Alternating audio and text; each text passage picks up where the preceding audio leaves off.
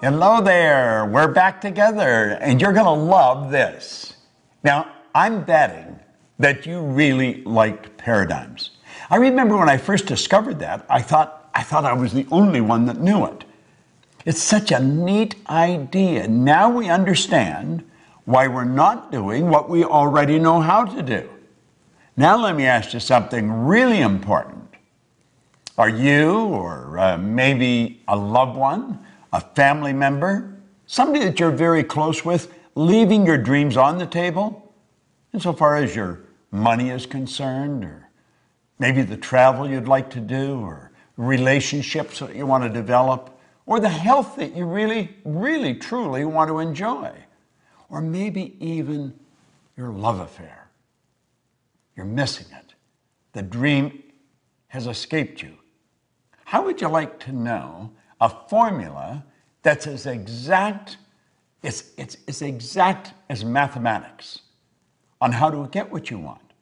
See, most people are really extras in their own movie. They look at somebody else and they think, wow, if only I could do that. Well, let me let you in on a secret. You can do that if that's what you want to do. I'm betting that is probably not what you want to do. That's what they want to do. And you know something? If they're doing what they want, you can do what you want, and I can do what I want. See, we're all working with the same mental faculties. We're all working with the same power, and we're all working with the same laws. So it's a matter of understanding how to set and how to achieve goals. Have you ever been really ready to do something and you were scared stiff, and so you backed away and left it back on the table? I know I've been like that. I know a lot of people are like that. Well, if you've done that in the past, or a loved one, you can share this with them. And I would suggest that you do invite some friends in and share this with them, and then sit around as a group and openly and very transparently discuss these hang-ups that we've got, because we've all got them. You're not the only one with them. Now let's stop and think about goals. You know, Thoreau was, he was quite a guy. He said, if a person will advance confidently in the direction of their dream and just endeavor, in other words, you only have to give it your best shot, endeavor to live the life that you've imagined. Do you know what's going to happen? He said you'll meet with success unexpected in common hours. You'll be on your way downtown to do some shopping, and you'll think, I did it. I actually did it. I reached the goal. Do you know the beautiful part about working with goal setting and goal achieving with the right rules by law? That's exactly what happens. You reach the goal and you're motoring at such a speed and having so much fun, you get past it before you realize you've already done it. You're probably off to the next one.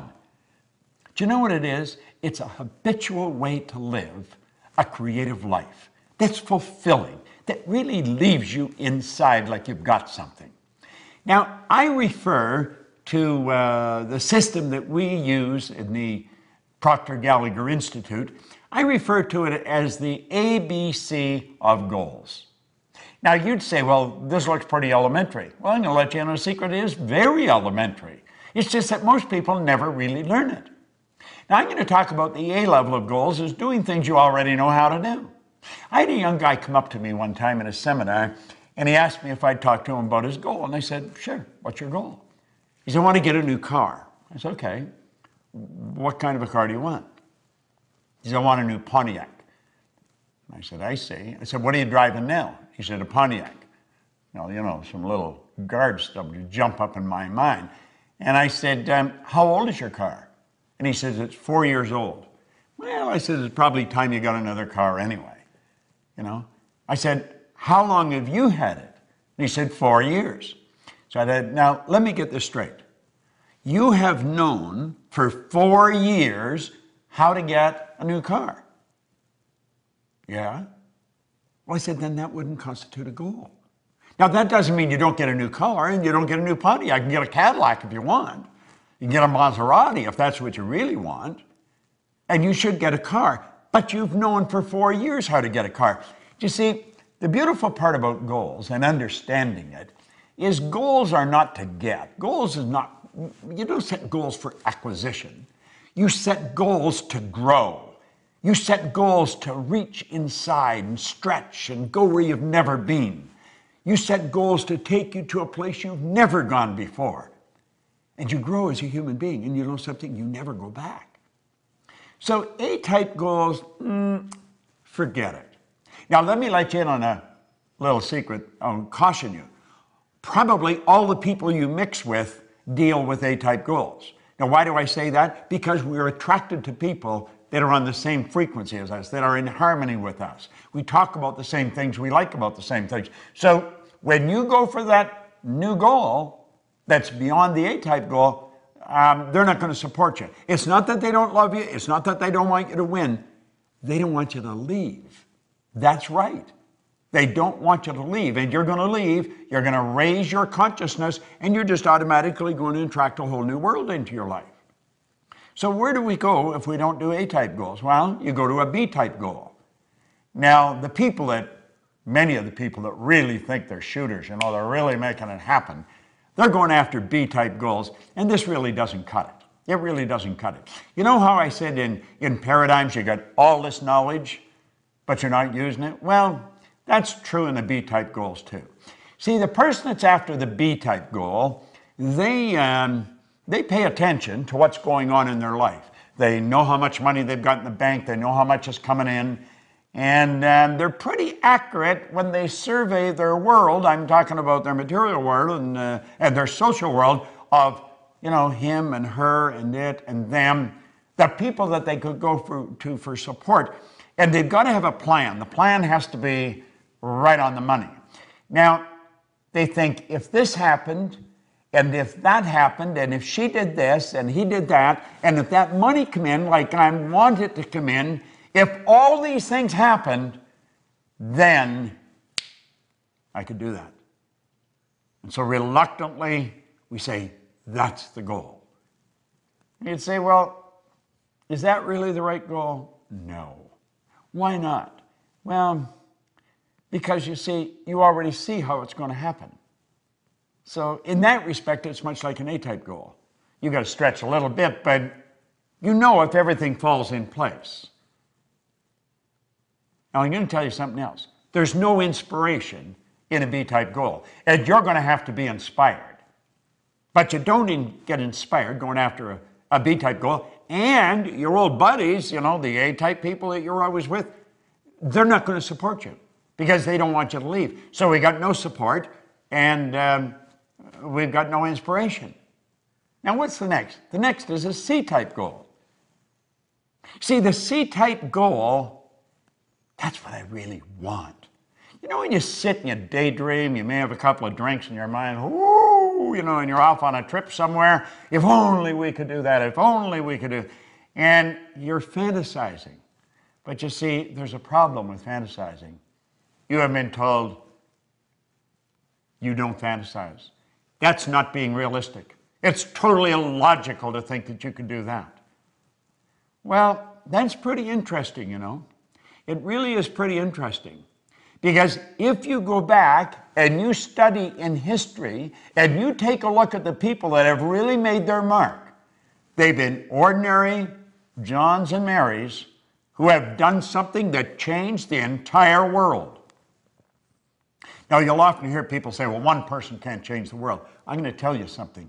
One person changed my world. And I'll lay you odds, you get locked into this and you share it, and they're going to say you've changed their world. See, we've got to be able to get beyond that barrier of logic. We've got to break through that paradigm. That line that separates us from what we want? It's a paradigm. That's all it is. Do you think the Wright brothers were being logical? Do you think they were being realistic? They weren't scientists. They weren't aeronautical engineers. They were bicycle mechanics in Dayton, Ohio. But they were going to fly. Now, even their daddy was a bishop in a church. He told them they were going to burn in hell for even suggesting that they could fly. But and I know, they introduced us to the kingdom of flight. And it wasn't that many years until we were on the moon. Now think, they crashed right through the logic barrier. They went right through it. They didn't let it stop them. Now you may say, but they're different than me. Well, they probably are. They didn't leave their dreams on the table, and you may be leaving your dreams on the table. Get them off the table. Get them back in your mind. Fall in love with them. Plant them in your heart. What did Solomon say? As a person thinketh in their heart. You've got to get emotionally involved with this. How does a guy like me, no formal education, no business experience, earn millions of dollars, build a business that operates all over the world? I do it because I don't let logic stop me. I'm not afraid of losing. Now think, what do you really want? Go lay under a tree somewhere. Don't even talk to anybody. Let your mind wander. Let it take off.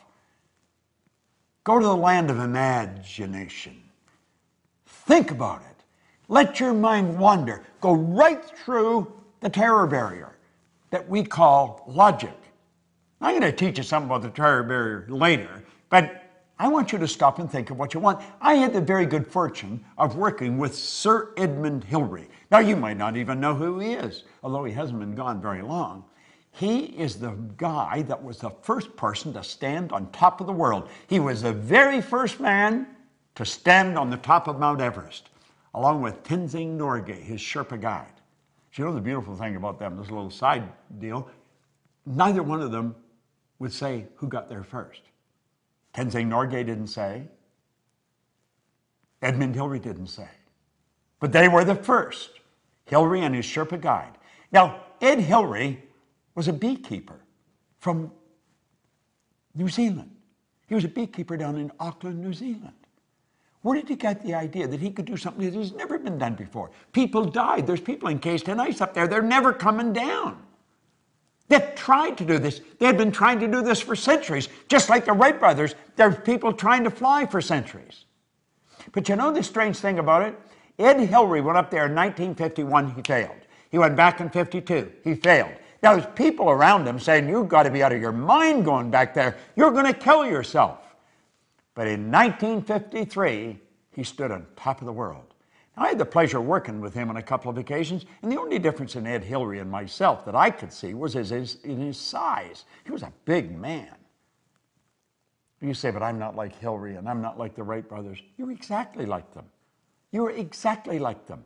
There's a spiritual power within you that's perfect. Your spiritual DNA is perfect, and it's forever seeking expression with and through you. That's why you want things. Don't throw your wants. Don't leave your wants on the table. For goodness sake, take a run at it. Go sit down at that table. Get a pad and a pen out and start thinking, what do I really want?